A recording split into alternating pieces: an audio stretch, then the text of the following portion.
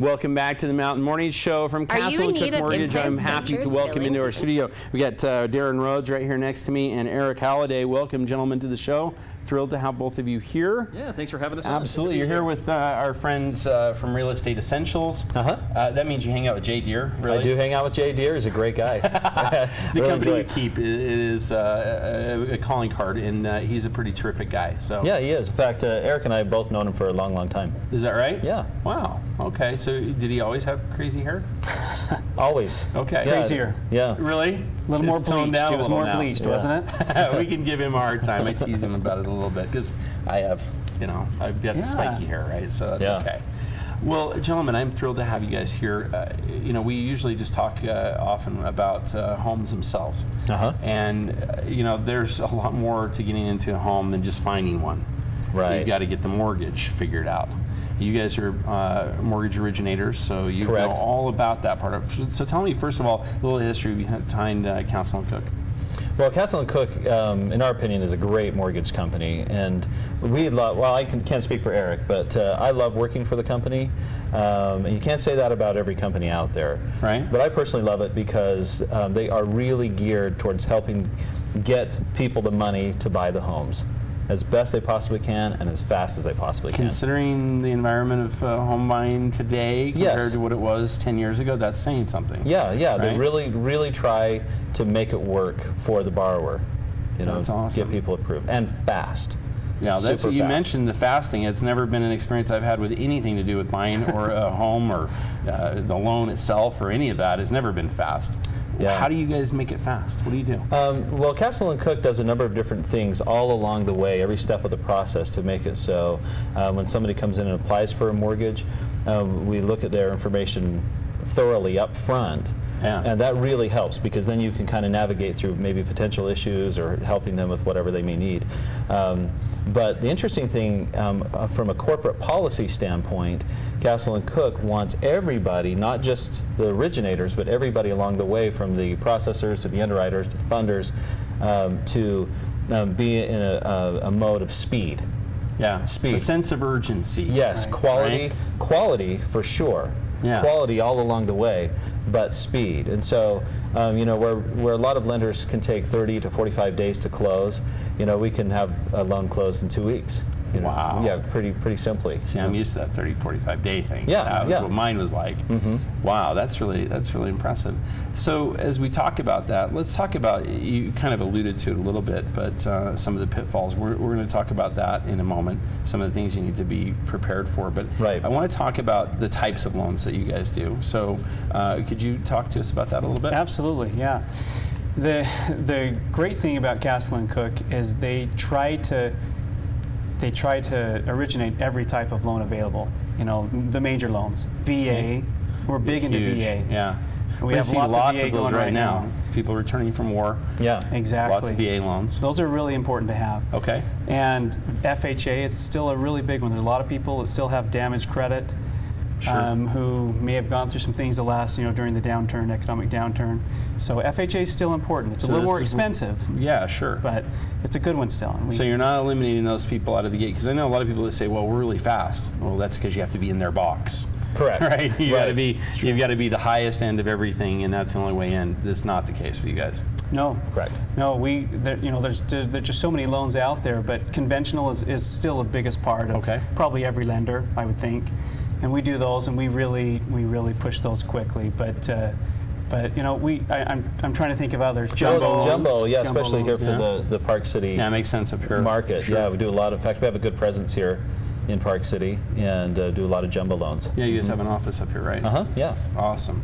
All right, so let's talk about. We kind of alluded to it a little bit. So somebody who is in that conventional loan, they've got some credit issues over the last couple of years, and frankly, who doesn't? Right. Yeah. Sure. No one's perfect, and the last few years have shown us that. So that being said, what can we say about the things that you guys are going to discover early and help them work out so that they can get through with the loan?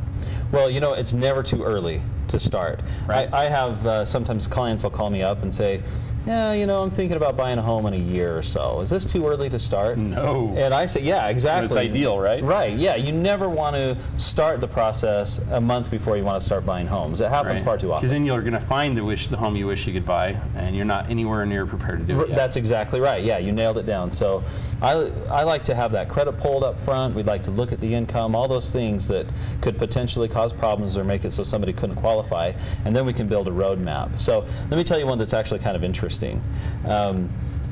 Sometimes people will go to, say, a medical provider. Okay. And they'll get a bill, or maybe the like the BMG CD Club. You remember those? Oh yeah, I remember that. Yeah. I don't think anybody else will. I think you and I are old enough. I think everybody's been on the run from the BMG CD Club, from time to time. But anyway, so what'll happen is you'll get a bill, a small bill, maybe $20 or $30 from some place where you don't feel like you owed it, and maybe you're right. Yeah, you may not have. And so you say, you know what, I'm going to take a stand. I'm not paying this thing. Forget it. And then you get a little letter in the mail from the collection agency. Right. That says, guess what? For that $20 or $30, you're going to collections. Oh, nice, yeah. Yeah, so you say, who cares? I don't care. I'm not paying that. That's not my bill.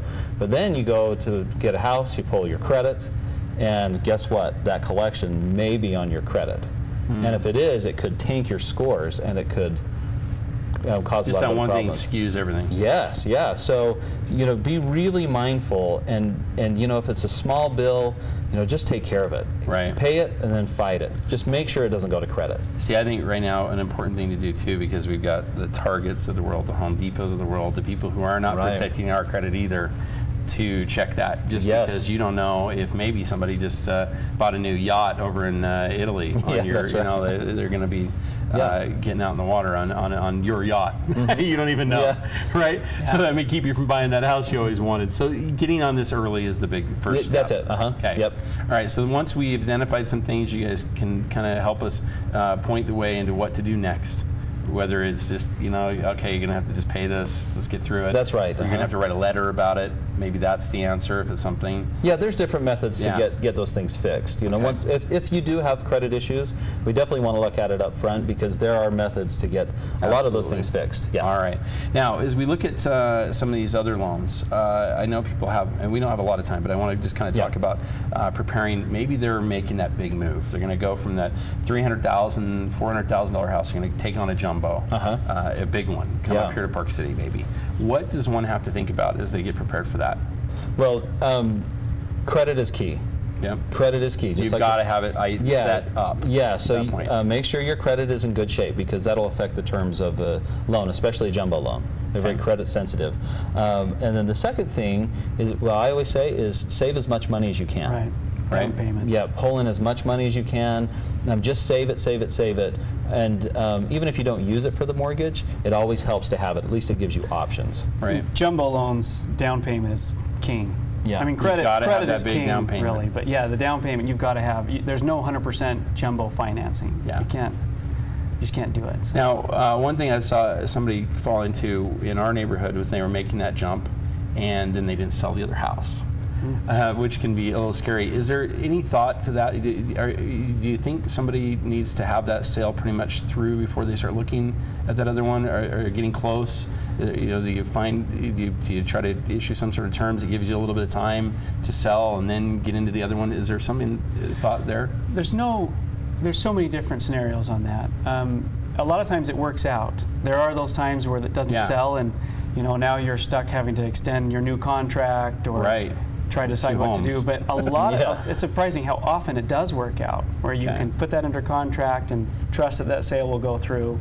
Most of the time they go through, wouldn't you say? Yeah. See, that's the thing. You guys overly optimistic. I'm glad to hear that. That's the question we have, is does it? And it sounds like it does. It really comes down to the buyer and all the parties involved and their particular. Having a good real estate person at that point, that's like right. Jay, that's right. It becomes critical. Absolutely. Yeah, for sure. Now, if people want to get in touch with you, want to talk to you about some of the scenarios that they might want to run through, some of the options, what do they do? Just call us. Our number, 801-369-1844. All right. Yeah. And you said there's an office here in Park City as well? There's one in Park City, but that 801 number I just gave you is actually, that'll give you my direct cell. Awesome. So, there you go. Right to you. Yep. You guys are fast. Yep, we are fast. Everyone text him. Yeah. Fill it up. Now. Gentlemen, thank you so very much for coming and sharing. It's Castle and Cooke. The website? CastleCookeMortgage.com. right. And then we also have our personal website, which is UtahMortgagePro.com. All right. Gentlemen, thank you so much for being here. I really Joe, appreciate thanks so it. much. I hope we can have you back sometime. We can talk more. There's a lot more questions I have about that stuff, so we'd love to have you back. All right, well, we will be back with more right here on the Mountain Morning Show. We're going to take a quick commercial break and come right back.